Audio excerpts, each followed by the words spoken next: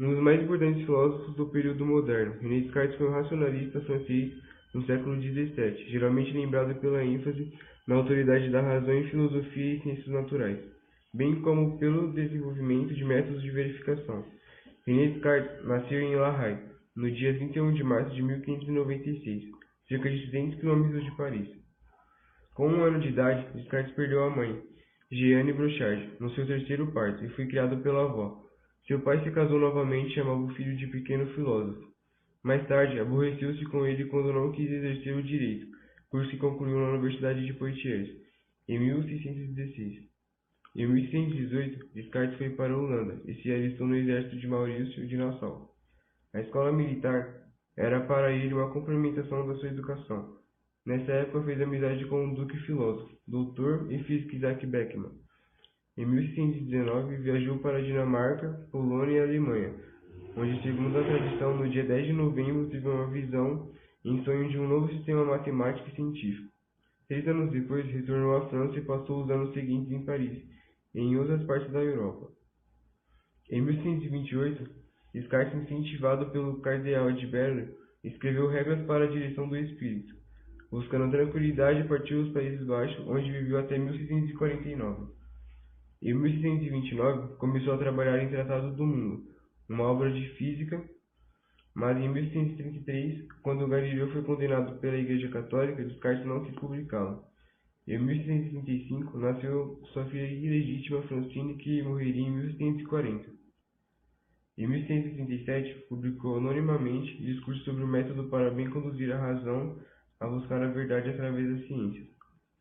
Os 6 apêndices dessa obra foram a Geofísica, um trabalho sobre ótica, os meteoros sobre meteorologia e a geométrica, onde introduz o sistema de coordenadas que ficaria conhecido como cartesianas, em sua homenagem. Seu nome e suas teorias se tornaram conhecidas pelos círculos ilustrados e sua afirmação, penso logo existo, que em latim cogito ergo sum, tornou-se popular. Em 1641 surgiu uma obra mais conhecida, As Meditações sobre a Filosofia Primeira. René Descartes relacionou a álgebra com a geometria. O resultado desse estudo foi a criação do plano cartesiano. Uma função resultou na geometria analítica. O sistema de coordenadas cartesianas, mais comumente conhecido como plano cartesiano, consiste em 2 eixos perpendiculares numerados, dominados abscissa horizontal e ordenada vertical, e tem as características de representar pontos no espaço. Descartes utilizou o plano cartesiano no intuito de representar planos, retas, curvas e círculos através de equações matemáticas. Os estudos iniciais da geometria analítica surgiram com as teorias de René Descartes, que representavam de forma numérica as propriedades geométricas. A criação da geometria analítica por Descartes foi fundamental para a criação do cálculo diferencial integral pelos cientistas Isaac Newton e Leibniz.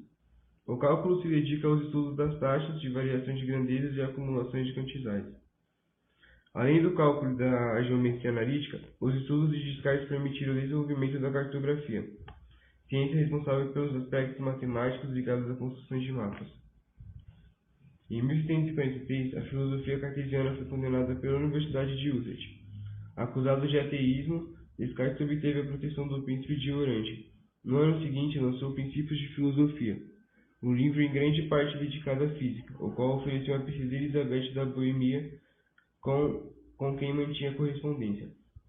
Frente a esse insistente convite, Descartes foi para Estocolmo em 649, com o objetivo de instruir a rainha Cristina da Suécia de 26 anos em matemática e filosofia.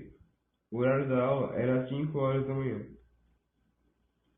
René morreu de pneumonia no dia 11 de fevereiro de 1150, em Estocolmo, depois de 10 dias doente, onde estava trabalhando como professor a convite da rainha.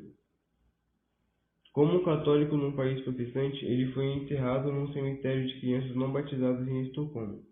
Em 1167, os restos de Descartes foram repartidos para a França e enterrados na Abadia de Sainte-Geneviève de Paris. Um memorial construído no século XVIII permanece na Igreja Suécia. Em 1167, depois de sua morte, a Igreja Católica Romana colocou suas obras no índice de livros proibidos. Pô, que sacanagem, o cara possibilitou descobertas históricas, como por exemplo a de Isaac Newton. Você tem noção disso? E a igreja ainda classificou os livros dele para a parte de livros proibidos.